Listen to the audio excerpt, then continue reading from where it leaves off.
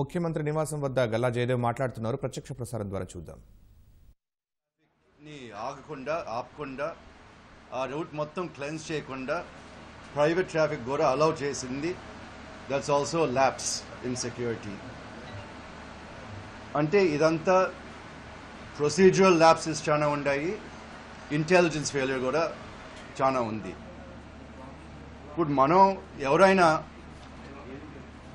Procedural lapses గురించి, intelligence failures గురించి అడిగితే మన సీఎం గారు అడిగినట్టు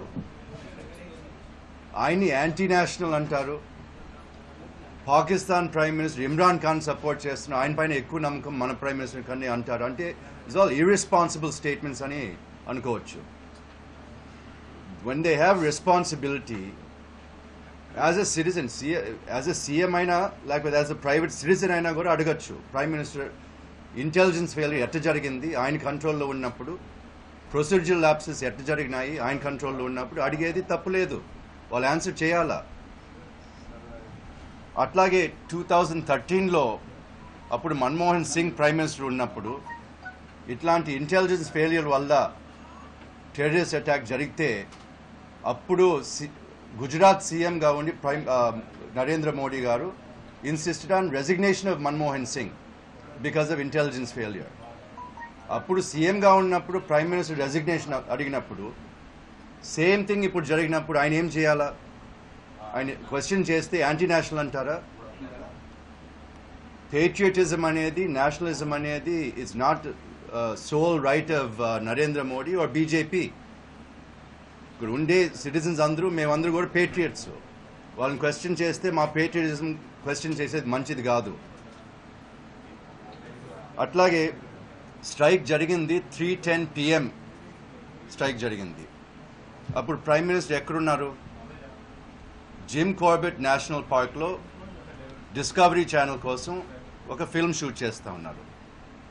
సరే, మంచిదే, ఆయన గురించి మనకు అందరూ తెలుసు, ఆయన ఈగో ఎంత పెద్దదో, ఆయన ఫిల్ము, ఆయన అడ్వర్టైజ్మెంట్స్, ఆయన అపియరెన్స్ ఎంత మెటిక్యులస్గా చూసుకుంటారో, ఆయన ఇమేజ్ ప్రొజెక్షన్ ఎంత మెటిక్యులస్గా చేస్తారో మనకు అందరూ తెలుసు, పర్వాలేదు.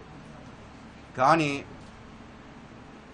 3:10 నుంచి 3.5 hours ఆయన షూటింగ్ కంటిన్యూ చేస్తూనే ఉన్నారు. అంటే ఒక క్వశ్చన్ అడగాల, ఎప్పుడు నరేంద్ర మోడీ గారికి ఇట్లాగ టెర్రరిస్ట్ స్ట్రైక్ జరిగిందని ఎప్పుడు తెలిసింది అని అడగాల.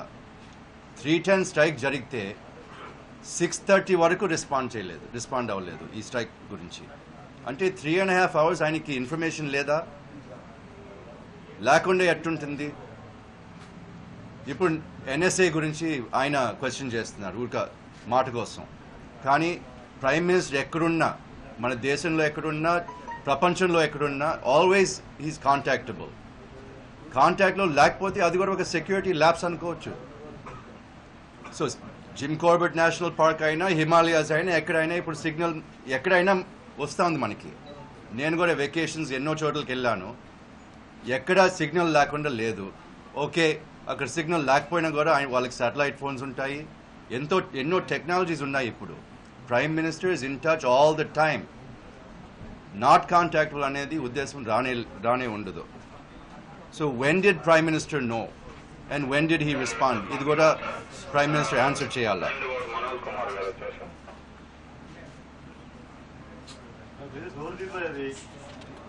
నిన్న రాహుల్ గాంధీ చెప్పినట్టు ప్రైమ్ మినిస్టర్ కాదు కానీ ప్రైమ్ టైమ్ మినిస్టర్ మాదిరిగా బిహేవ్ చేస్తున్నారు. ఢిల్లీలో దీని గురించి మాట్లాడేదానికి ఆల్ పార్టీ మీటింగ్ కాల్ చేసి ప్రైమ్ మినిస్టర్ అటెండ్ కాలేదు.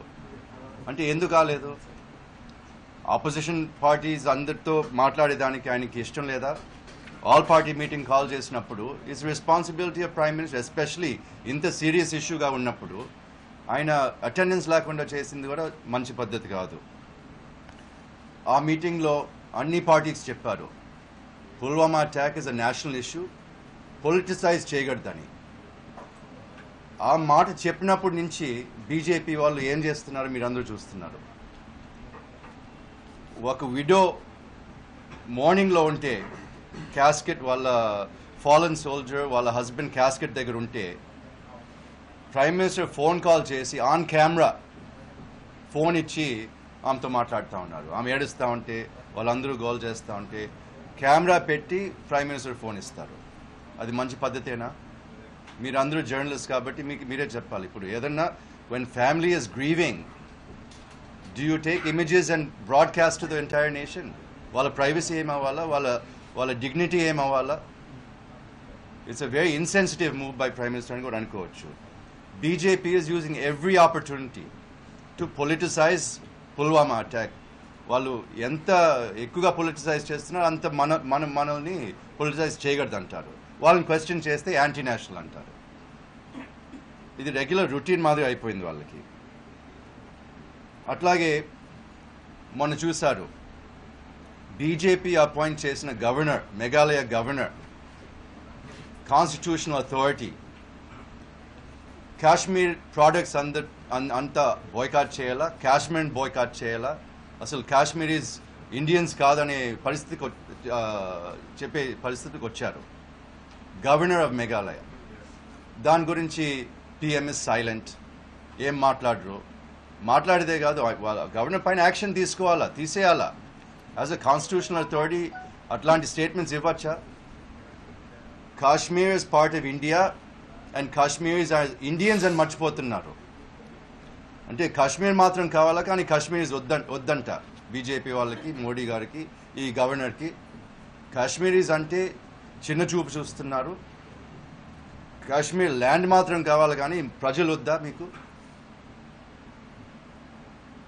అట్లాగే కాశ్మీరీ స్టూడెంట్స్ ఉత్తరాఖండ్లో, మహారాష్ట్రలో, ఇంకా కొన్ని చోట్లలో అటాక్ చేస్తూ ఉంటే, వాళ్ళపైన అటాక్స్ జరుగుతూ ఉంటే ప్రైమ్ మినిస్టర్ మాట్లాడరు. దాని గురించి కూడా సైలెన్స్ మెయింటైన్ చేస్తున్నారు. ఫైనల్గా సుప్రీంకోర్టు జడ్జ్మెంట్ వచ్చి వాళ్ళు ఇంటర్వ్యూన్ అయ్యి జడ్జ్మెంట్ ఇచ్చి కాశ్మీర్ని కాపాడుకోవాలా, కాశ్మీరీస్ ఎక్కడున్నా ప్రొటెక్ట్ చేయాలని జడ్జ్మెంట్ వచ్చిన తర్వాతనే గవర్నమెంట్ యాక్ట్ అయింది వాళ్ళని కాపాడుకునే దానికి. అంతవరకు వాళ్ళకి బుద్ధి రాలేదు వాళ్ళకి. ఇప్పుడు 1 month బ్యాక్ జనవరిలో US intelligence chief Dan Coats అనే ఆయన, before 2019 general elections in India communal riots scope చాలా హైగా ఉంది, బోర్డర్ కాన్ఫ్లిక్ట్స్ రావచ్చు, ఇది ఆల్ రన్అప్ టు ఎలక్షన్స్ కోసము సొసైటీని పోలరైజ్ చేసేదానికి బీజేపీ పోలరైజేషన్ స్ట్రాటజీ కోసం వాడుతుందని కూడా చెప్పేది జరిగింది. ఇప్పుడు చూస్తూ ఉంటే అట్లాగే జరుగుతూ ఉంది. ఒక పుల్వామా అటాక్ జరిగింది, అది ఇంటెలిజెన్స్ ఫెయిలియర్, ఇంకేదో ఇన్వెస్టిగేట్ చేస్తేనే తెలుస్తుంది మనకి. కానీ అది వాడుకొని సొసైటీని పోలరైజ్ చేస్తున్నారు. యాంటీ కాశ్మీరీ ఫీలింగ్ తెచ్చి, యాంటీ కాశ్మీరీ ఫీలింగ్ అంటే ఏంటి? యాంటీ ముస్లిం ఫీలింగ్ తీసుకొని రావాలని చూస్తున్నారు. ఆ యాంటీ ముస్లిం ఫీలింగ్ తీసుకొని వచ్చి సొసైటీని పోలరైజ్ చేసి పొలిటికల్ అడ్వాంటేజ్ తీసుకోవాలి ఎలక్షన్స్ కోసం అని ట్రై చేస్తున్నారు. మన సీఎం అది క్వశ్చన్ చేస్తే ఆయన యాంటీ నేషనల్ అంటారు. క్వశ్చన్స్ ఆన్సర్ చేయాల్సిన బాధ్యత ప్రైమ్ మినిస్టర్కి ఉంది, ఎన్నో ఉన్నాయి. He has to answer these questions without any further delay. Thank you.